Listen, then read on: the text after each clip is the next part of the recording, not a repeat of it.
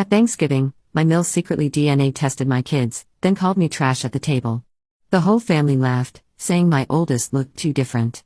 When she revealed the results, she smirked, until I said, "You were right. She's not his." She had no idea what that actually meant, until I told them the whole truth. And then? The room went silent. This has been a long time coming, and I'm still shaking as I type this. I, 38F, have been married to my husband Rick, 41M, for 16 years. We have 3 children, Sophia, 15F, Ethan, 12M, and Lily, 8F. My mother-in-law, Diane, 67F, has always been difficult. That's putting it mildly. She's the type of woman who believes her precious son could have done better than me because I didn't come from money like their family did. They're not ultra-wealthy, but comfortable enough that Diane has developed that particular brand of suburban entitlement that makes her think she's better than everyone else. The tension between us has always been there, simmering beneath awkward holiday dinners and backhanded compliments about my parenting, my career as a high school English teacher, or pretty much anything else she could criticize. "Oh, you still teach? I always thought you'd move into administration by now, or those store-bought cookies look adequate." I always made homemade treats for Richard when he was growing up. The usual death by 1,000 cuts that mothers-in-law like Diane specialize in. But what happened at Thanksgiving yesterday has forever changed our family dynamic, and I'm still processing the fallout. I never thought she would stoop so low, but I guess I shouldn't be surprised. The signs were always there, I just didn't want to see them. Before I get to the Thanksgiving disaster, there's something important you need to understand about our family. Something that Rick and I have kept private from his extended family for reasons that will soon become obvious. Rick is not Sophia's biological father. When I was 22, I was briefly engaged to a man named James. We met in college, and our relationship was passionate but volatile. I mistook his jealousy for devotion and his possessiveness for love. It wasn't until we were living together that I began to see the red flags. He would check my phone, question me about male colleagues, and gradually isolate me from my friends. One night, things turned dark. We had gone out to celebrate his promotion at work. The evening started well enough, nice restaurant, candlelight, wine. The waiter was friendly, just doing his job. But James kept watching every interaction with increasingly narrowed eyes. "You're enjoying his attention, aren't you?" he muttered as the waiter walked away after refilling my water glass. "What?" "No, he's just being polite," I said, confused by the sudden shift in mood. James was silent for the rest of dinner, a tense, coiled silence that made my stomach knot. I'd seen this building storm before, but it had never been this bad. On the drive home, he recounted every smile, every thank you, every moment my eyes had supposedly lingered too long on the waiter.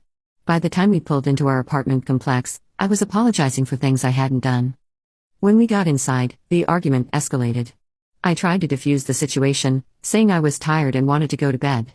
That's when he grabbed my phone, demanding to see my messages, convinced I must be cheating. When I reached for my phone, he shoved me hard against the wall. "You're not going anywhere until we sort this out," he said, his voice frighteningly calm. What followed was the longest 30 minutes of my life. He became violent, and I ended up in the emergency room with a broken wrist, fractured ribs, and bruises that wouldn't fade for weeks. The attending nurse had seen enough domestic violence to recognize it immediately and gently suggested I speak with a social worker. With their help, I pressed charges, broke off the engagement, and got a restraining order.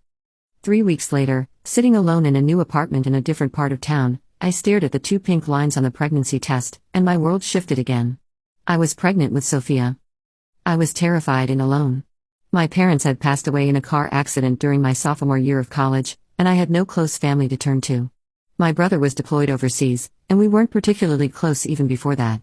I made the decision to move to a new city to start fresh, determined to protect my unborn child from ever knowing the violence of her biological father. That's where I met Rick. It was a rainy Tuesday in April, and I was struggling to carry a second-hand rocking chair up to my 3rd-floor walk-up. 7 months pregnant, I probably looked as miserable as I felt, swollen ankles, hair plastered to my forehead from the rain, and utterly alone. "Need a hand with that?" I turned to see a tall man with kind blue eyes and a gentle smile. He lived in 3B, across the hall from my new apartment. I'd seen him in passing but hadn't spoken to him yet. "I've got it," I said automatically, the wariness that had become my constant companion making me hesitant to accept help. He didn't push, just nodded and said, "I'm right here if you change your mind." "That looks heavy." After another flight of stairs, my arms trembling from exertion, I finally relented. "Actually, if you don't mind." Rick, though I didn't know his name yet, took over carrying the rocking chair effortlessly. As we reached my floor, he introduced himself. "I'm Rick Wright, apartment 3B. Just moved in last month." Emily Taylor, I replied, fumbling with my keys. Just moved in last week. Well, welcome to the building. It's not fancy, but the landlord's decent and the water pressure's good, he joked, setting the chair down exactly where I indicated in what would become the nursery. It could have ended there, a simple neighborly interaction. But the next morning, I found a small welcome basket outside my door with herbal tea, crackers, and a note. My sister swore by these for morning sickness when she was pregnant. Welcome to the building. Rick, 3B. It was the first genuinely kind gesture anyone had shown me in months. We became friends first, real friends. He would check in regularly, bringing me groceries when morning sickness kept me housebound well into my third trimester. When my online order for a crib arrived, he not only helped carry the box up 3 flights of stairs but spent an entire Saturday assembling it while I sorted through tiny onesies and receiving blankets. He never asked about my past or the absence of a partner, though I eventually told him pieces of my story when I felt safe enough. He listened without judgment, offering support without pressure. When my water broke at 2 a.m. on a stormy night in June, Rick was the one I called in a panic. He drove me to the hospital, waited patiently in the waiting room for 14 hours, and was the first person besides me to hold Sophia when the nurse brought her out for visitors. We started falling for each other, but Rick was careful to take things slow. He knew what I'd been through and never pressured me. Our first date wasn't even a conventional date. He helped me baby-proof my apartment when Sophia started crawling, and afterward, we ordered takeout and ate on my living room floor while Sophia slept in her portable crib nearby. He brought me a single sunflower instead of roses, saying he thought I might like something bright and resilient. He was right. We had our first kiss that night, after he'd spent 20 minutes getting a stubborn cabinet lock installed correctly. It was sweet and unassuming, just like him. By the time Sophia was 6 months old, we were officially dating, though Rick spent more time at our place than his own, becoming a constant, steady presence in our lives. He was there for Sophia's first word, Dada, ironically enough, her first steps, her first tooth. He documented everything with the enthusiasm of a parent who didn't want to miss a moment. When she turned 1, we threw a small party in the park. As Sophia napped in her stroller afterward, Rick and I sat on a park bench, watching ducks glide across the pond. I've been thinking, he said, reaching for my hand. This past year has been the happiest of my life. I smiled, leaning into his shoulder. Mine too. He turned to face me then, his expression serious but tender. I want to be Sophia's dad. Legally, officially. If you'll have me. Are you proposing? I asked, my heart racing. I'm proposing a family, he said, pulling a small velvet box from his pocket. I know I didn't help create her, but I've loved her every day of her life. I want to make it official, both with you and with her. The ring was his grandmother's, a simple solitaire diamond in a vintage setting. Nothing flashy or ostentatious, just timeless and genuine, like Rick himself. I said yes through tears, and when Sophia woke from her nap, Rick scooped her up and promised her he'd be the best dad he could possibly be. We were married 3 months later in a small ceremony at the courthouse, with Sophia in a tiny flower girl dress, chewing on silk rose petals. Rick's parents flew in for the weekend but flew back immediately after the ceremony due to his father's work commitments. They seemed nice enough, if a bit formal and reserved. I attributed their stiffness to not knowing us well, never imagining how Diane's attitude would calcify over the years. Rick legally adopted Sophia when we got married. We changed her last name to match ours, and he's the only father she's ever known. James signed away his parental rights in exchange for not having to pay child support. He wanted nothing to do with either of us after the restraining order was filed. Honestly, it was the one decent thing he ever did for us. We decided that when Sophia was older, we would tell her the truth about her biological father, but in an age-appropriate way. When she turned 13, we sat her down together and explained everything. She took it remarkably well, asking thoughtful questions and processing the information with a maturity that made me incredibly proud. She said that Rick was her real dad no matter what, and she wasn't interested in knowing James. What nobody else in the family knows is that 2 years ago, James died of a drug overdose in a motel room 3 states away. His sister contacted me through social media to let me know, figuring I'd want to be informed despite our history. Sophia knows this too, but we decided not to share this information with the extended family since it wasn't their business. Rick's parents have never known about James or the adoption. They live in another state, and when they first met me, Sophia was just a baby. Rick and I decided to keep things simple, and frankly, Diane always seemed like the type to use such information against me somehow. One more crucial detail, Sophia looks a lot like me. She has my dark curly hair, olive skin tone, and hazel eyes. Rick, Ethan, and Lily are all fair-skinned with straight blonde hair and blue eyes, taking after Rick's Scandinavian heritage. Diane has made jokes about this over the years, asking if the hospital mixed up the babies when Sophia was born, or saying things like, "It's amazing how genetics work, isn't it?" She doesn't have a single right family trait. We shut that down every time, but the comments never completely stopped. This year, Thanksgiving was at Diane and Frank's, my father-in-law, sprawling house in the suburbs. They'd moved from their modest ranch-style home to a 5-bedroom McMansion in an exclusive gated community last year, after Frank's retirement package turned out to be more generous than expected. Diane had spent most of our phone calls since then dropping not-so-subtle hints about their new granite countertops, sub-zero refrigerator, and the guest room that was always ready for the grandchildren, though some might be more comfortable than others, with a pointed emphasis I couldn't miss. The whole extended family was there, Rick's 2 sisters, Catherine, 44F, and Jennifer, 39F, and their husbands, their combined 5 children ranging from ages 6 to 19, and Frank's brother Gerald and his wife Patricia. 17 people in total, plus us 5. Things were tense from the moment we arrived. The security guard at the gate had apparently not been given our name, resulting in an awkward 10-minute wait while Diane was contacted to authorize our entry. "So sorry," she said breezily when we finally made it to the house, though the smirk tugging at her lips suggested it wasn't entirely an accident. The good help is so hard to find these days. Once inside, Diane made a show of hugging Ethan and Lily tightly while giving Sophia a pat on the shoulder. She gushed over how tall Ethan was getting and how Lily looked just like her father, thank goodness, while barely acknowledging Sophia's new haircut or the honor roll certificate she'd brought to show her grandparents. I bit my tongue, as I always did. Rick squeezed my hand, his silent signal for "I see it too, but let's not make a scene." "Sophia, why don't you take your siblings to the game room downstairs?" Diane suggested, though her tone made it less a suggestion and more a dismissal. "The adults need to catch up." Sophia, ever perceptive, glanced at me questioningly. I nodded slightly, and she led the other kids away, her shoulders stiff with the awareness of being singled out yet again. "She's turning into quite the little mother hen," Diane remarked as soon as they were out of earshot. "I hope she doesn't get too attached to playing mommy. Boys don't like girls who are bossy, you know."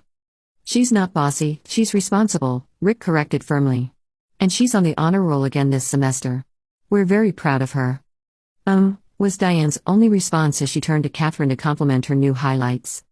The house was decorated impeccably, as always. Diane had hired a professional decorator this year, making sure to mention it several times during the pre-dinner small talk.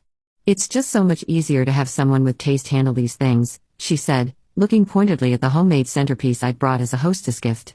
I'd spent hours crafting it with the kids, using pine cones and autumn leaves we'd collected from our backyard. It was currently sitting on a side table in the hallway, not deemed worthy of the main dining table. Dinner started normally enough. The food was excellent, say what you will about Diane, but the woman can cook, and conversation flowed easily at first. The kids were at a separate table in the adjacent sunroom, while the adults occupied the formal dining room with its crystal chandelier and antique china that had been in the Wright family for generations, something Diane mentioned at least twice a year. About halfway through the meal, I noticed Diane kept glancing at me with this odd smirk, the kind that made my stomach clench. She was being overly polite, which always meant trouble. When she offered me the first slice of her special pumpkin pie, before serving Rick or Frank, which was unheard of, I knew something was off. Then she clinked her glass dramatically with her sterling silver knife. "I have something important to discuss," she announced, looking directly at me. The table went quiet. Even the kids in the other room seemed to sense the tension, their voices dropping to whispers. "I've been concerned for some time about something, and as the matriarch of this family, I believe it's my responsibility to protect our family legacy and ensure the Wright family bloodline remains untainted."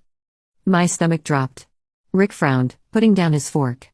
"Mom, what are you talking about?" Diane reached into her cardigan pocket and pulled out several folded papers. "I had some tests done. For the children's sake, of course." "What tests?" Rick asked, his voice sharpening. "DNA tests," she said calmly, as if announcing she'd ordered dessert. I was concerned about certain inconsistencies in appearances. "I collected samples from all 3 of your children last month when they stayed overnight." The room went deadly silent. I felt the blood drain from my face. "You did what?" Rick stood up so quickly his chair toppled backward, the crash echoing through the dining room. "Sit down, Richard," Frank said firmly, using Rick's full name, always a bad sign. "Let your mother finish." Diane smoothed the papers on the table, her manicured nails tapping against the results. "The test confirmed what I've suspected for years." She turned to me, her eyes glittering with malice poorly disguised as concern. "Sophia is not Rick's biological child." All eyes turned to me. My hands were shaking so badly I had to put down my water glass before I spilled it. "How dare you?" I whispered, my voice barely audible. Then louder, "How dare you test our children without our consent?" Diane ignored me, addressing the table at large. I always knew there was something off about her. She doesn't look like a right. And now we know why. She looked around the table with a triumphant expression. She's been lying to us for 15 years. Passing off another man's child as a right. Rick's sister Catherine laughed nervously. I mean, we all kind of wondered. Sophia looks so different. I always said she didn't look like she belonged, agreed Jennifer, who had made similar comments over the years. Poor Rick, said Frank, shaking his head. Raising another man's child all these years without knowing. I've known from day one, Rick said through gritted teeth. The table erupted in shocked gasps and overlapping voices. Patricia, always the gossip, leaned forward eagerly. You knew she wasn't yours? And you stayed? Of course she's mine, Rick snapped. I've raised her since she was born. Diane's face twisted with disgust as she looked at me. So you trapped my son with another man's child? You're nothing but trash. White trash that fooled my son into raising your bastard. The room exploded with overlapping voices, some defending Diane, others looking uncomfortable but not speaking up. Rick was shouting at his mother while Frank was yelling at Rick to respect her. Gerald looked like he wanted to disappear into his mashed potatoes, and Patricia was frantically texting, no doubt spreading the drama to her own family in real time. From the other room, I could hear Sophia ask, "Why is everyone yelling?" And my heart broke. I couldn't let her walk in on this. I stood up slowly, my chair scraping against the hardwood floor. The sound cut through the chaos, and everyone fell silent again, staring at me. You're right, Diane, I said, my voice surprisingly steady despite the adrenaline coursing through my veins. Sophia is not biologically Rick's daughter. Diane's face twisted into a smirk. Finally, the truth comes out. I continued, and Rick has known this since before we got married. He legally adopted her when she was a year old. The smirk faltered slightly, but she rallied. So you admit you lied to this family for over 15 years? You've been passing off another man's child as a right? Did you cheat on my son? Something inside me snapped. Years of enduring her subtle jabs, her preferential treatment of my other children, her constant undermining, it all came to a head. Sophia is a right. Rick is her father in every way that matters. And yes, we've known all along she has a different biological father. We were waiting until she was old enough to understand before telling her, which we did 2 years ago. I took a deep breath, then delivered the blow I'd been holding back. Since you're so interested in the truth, Diane, here it is. Sophia's biological father was an abusive man who put me in the hospital before Rick ever came into my life. I left him to protect my unborn child, and I pressed charges against him. Your son, your wonderful son that you think I'm not good enough for, he stepped up and became her father when her biological father couldn't be bothered. He chose to be her dad because that's what real men do. They don't need a DNA test to know what family means. The room was so quiet you could hear the children laughing in the next room, oblivious to the drama unfolding. And one more thing, I continued, my voice ice cold. Sophia's biological father died 2 years ago of a drug overdose in a motel room after years of addiction. So your little DNA revelation? It changes absolutely nothing about our family.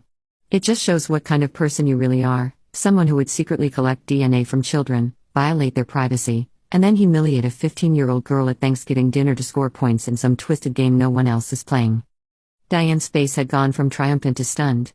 Her mouth opened and closed like a fish out of water. I was just trying to protect our family.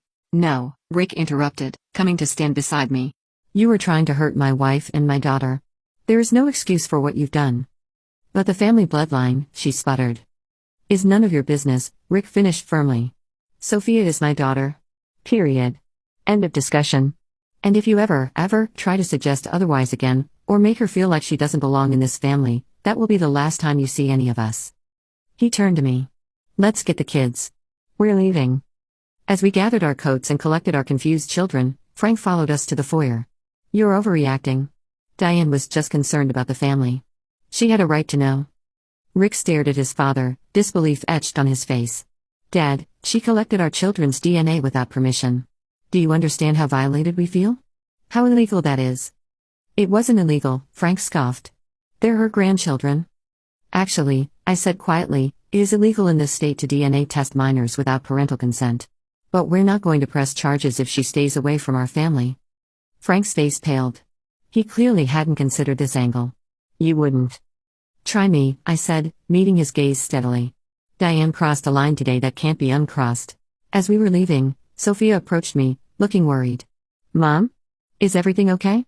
Why are we leaving early? I put my arm around her shoulders. Grandma Diane said some unkind things, sweetheart. We'll talk more at home. Diane appeared in the hallway then, her face streaked with tears, whether from genuine remorse or being exposed, I couldn't tell. "Sophia," she called. "I'm sorry if..." "No," Rick said firmly, positioning himself between his mother and our daughter. "You don't get to speak to her right now." We left, the sound of the door closing behind us with a finality that felt appropriate. On the drive home, Rick and I explained to the kids in age-appropriate terms what had happened. Sophia, mature beyond her years, took it surprisingly well. "So Grandma found out you're not my biological dad and freaked out?" she asked Rick. "She already knew I wasn't your biological father," Rick said, his knuckles white on the steering wheel. "She was just trying to hurt us by exposing it publicly." Sophia nodded thoughtfully. "Well, that's stupid. Everyone who matters already knows. And you're my real dad anyway." Rick's eyes met mine in the rearview mirror, filled with tears. I reached over and squeezed his arm. "But why does Grandma hate Mom so much?" Ethan asked, always perceptive. Rick sighed. "She doesn't hate Mom. She has certain ideas about family that are outdated. And she has trouble accepting that people might have different values than she does." "She's mean," Lily declared with the straightforward honesty of an 8-year-old. "She always gives Sophia the smallest piece of cake." I couldn't help but laugh at that, tension finally breaking. "You noticed that too, huh?" "Everyone notices," Sophia said, rolling her eyes. "Grandma's not exactly subtle." The conversation shifted then, with Ethan asking if this meant we could have ice cream for dinner instead of leftover turkey. The answer was yes, and Lily wondering if we could start decorating for Christmas early this year to cheer ourselves up, also yes. By the time we pulled into our driveway, the mood had lightened considerably. We ordered pizza, built a blanket fort in the living room, and had an impromptu movie marathon. Watching my children laugh together, I was struck by how resilient they were, how resilient we all were as a family unit. Later that night, after the kids were in bed, Rick and I sat on the porch swing, wrapped in blankets against the November chill. Our breath created small clouds in the cold air, and the neighborhood was quiet except for the occasional distant barking of a dog. The string lights we'd hung along the porch railing for the fall season cast a soft, warm glow over us. "I'm so sorry," he said, his voice breaking as he stared out into the darkness. "I never thought she'd go this far. Collecting DNA from our children. It's not just crossing a boundary, it's obliterating it." "It's not your fault," I assured him, resting my head on his shoulder. "You can't control what she does." "No, but I should have set firmer boundaries years ago. All those jokes about Sophia's appearance, the way she constantly excludes her from family traditions. I kept making excuses for her behavior, thinking she'd eventually come around, that she'd see how amazing Sophia is if given enough time." He sighed heavily, rubbing his temples. "I was wrong. I've been wrong for 15 years, and Sophia has paid the price for my cowardice." "Hey," I said, turning his face toward mine. "You are not a coward. You stood up for us today when it mattered most. You chose us, chose our family, over her manipulation. I should have done it sooner. Maybe. But you did it. That's what matters." I paused, considering my next words carefully. "You know, in some ways, maybe this needed to happen. Now everything's out in the open. No more walking on eggshells, no more pretending not to notice the little digs and slights." He nodded slowly. "You're right. It's almost relieving, in a weird way. Like this weight I didn't even realize I was carrying is finally gone." We sat in companionable silence for a while, the swing creaking gently beneath us. From inside, we could hear the faint sound of Sophia's music drifting from her bedroom window.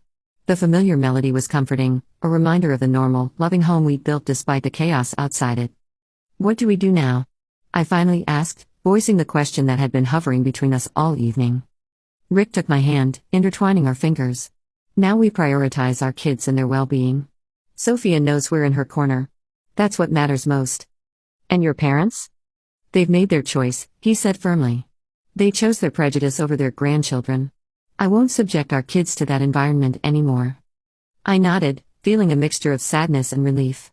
"I agree. I've been thinking," Rick continued, his voice thoughtful.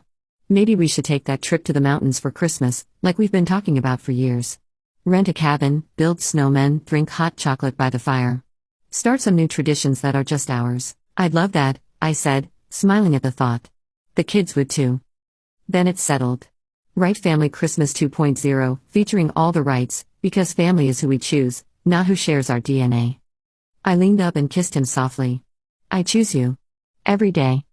And I choose you," he whispered back. "And our 3 perfect children." We stayed on the porch swing until the night air grew too cold, talking through logistics for the coming weeks and months, how to handle future family events, what to tell the extended family, how to support Sophia through this new challenge. It was a difficult conversation, but one filled with love and resolve. By the time we went inside, we had a plan, united as we'd always been. Since yesterday, Rick's sisters have both called to apologize for not standing up to their mother. The conversations were tearful and raw. Catherine called first, her voice strained as she admitted she's been afraid of Diane her whole life. And Jennifer confessed she's been in therapy for years to deal with her mother's controlling behavior. Both asked if we could meet up separately from their parents, saying they wanted to maintain relationships with their nieces and nephew. We're considering it. Frank sent a text saying we were welcome for Christmas dinner once everyone calms down, to which Rick responded with a simple no. Diane has called 17 times. We haven't answered. This morning, we received an email from her with a subject line, "I was only trying to protect the family." Rick deleted it without reading it. Then he blocked her number on all our phones, including the kids. We're spending the rest of the weekend as a family, our real family, watching movies, eating leftover pizza, and playing board games. Sophia asked if she could invite her best friend over, and we said yes. Life goes on. I don't know what the future holds for our relationship with Rick's parents. Part of me thinks this was a final straw after years of microaggressions and boundary violations. Another part of me recognizes they're still the kids' grandparents, and completely cutting them off might not be the right answer long term. But for now, distance seems necessary for our family's healing. What I do know is this: family isn't defined by DNA. It's defined by love, respect, and showing up for each other. Rick showed up for Sophia and me 16 years ago, and he's been showing up every day since. And that, not some family bloodline, is what truly matters. Wow, I didn't expect this post to blow up like it did. Thank you all for your supportive comments and for the awards. Gold? Platinum? Seriously? I've been reading them to Rick, and they've helped him feel validated in standing up to his family, something he's struggled with his entire life.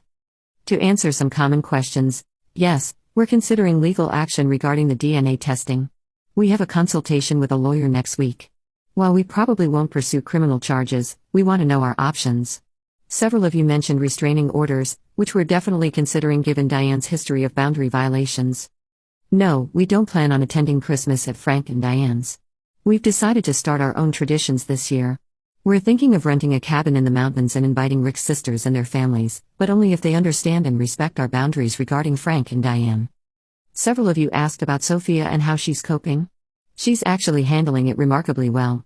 This afternoon, she said something that made me so proud: "Mom, I'm kind of glad Grandma did this. Now everyone knows the truth, and we don't have to pretend anymore. Plus, I got to see Dad stand up for us." Kids are resilient, especially when they know they're loved. For those suggesting family therapy, we're already looking into it. Not to reconcile with Diane, but to help our kids process everything. A few sessions might also help Rick work through some of the guilt he's feeling about cutting ties with his parents, even though he knows it's the right decision for our family. And finally, to the person who asked if Rick has real children besides Sophia, all 3 of our children are real. Family is more than biology. I thought that was the entire point of my post. I also want to address something a few commenters brought up: whether Rick's sisters deserve a second chance. I'm torn on this. On one hand, they've been complicit in Diane's behavior for years. On the other hand, they've both reached out to apologize and seem genuinely remorseful. Catherine sent Sophia a beautiful text message today telling her how proud she is to be her aunt and how much she loves her. Jennifer has invited Sophia to stay with her for a weekend in the city next month to attend a Broadway show, something they've been planning for months. So for now, we're cautiously maintaining those relationships while establishing clear boundaries. Many of you asked what kind of grandmother would DNA test her grandchildren without permission. I wish I had a logical answer, but I don't. Diane has always been controlling and status conscious. I think in her mind, the right family name carries some kind of special significance that must be protected. It's ridiculous, of course, they're upper middle class suburbanites, not royalty. But in Diane's world, appearances are everything, and Sophia has always been a visible reminder that her perfect son made choices she didn't approve of. What's ironic is that if Diane had simply accepted Sophia from the beginning, we probably would have told her the truth years ago. But she showed us who she was through her behavior, and we protected our daughter accordingly. I don't regret that for a second.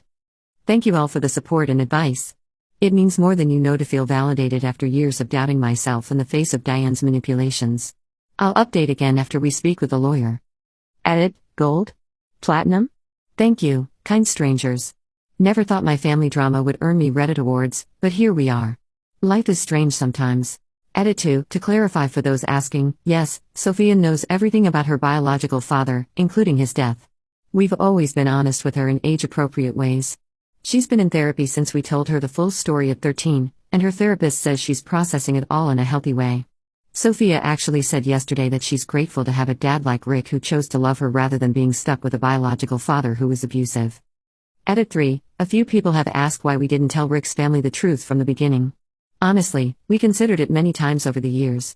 But every time Diane made one of her jokes about Sophia looking different or not being a real right, it reinforced our decision to keep the information private. We were protecting Sophia from exactly the kind of reaction that ended up happening anyway. The difference is that now she's old enough to understand and process it, rather than growing up feeling less than because of something beyond her control. Final edit. I've read every single comment, all 3.7k of them, wow, and I'm overwhelmed by the support. For those concerned about the legality of DNA testing minors without consent, it varies by state, but in many places, it falls under laws regarding unauthorized genetic testing or invasion of privacy. We've spoken with a lawyer who confirmed we have grounds for action, but we're still deciding if we want to put the kids through that process. For now, we're focusing on healing as a family and establishing new boundaries with Rick's relatives. Many of you have shared your own stories of family estrangement or complex family dynamics, and they've been both comforting and illuminating. It helps to know we're not alone in choosing family peace over family obligation. Thanks again, Reddit. You've given me strength I didn't know I needed.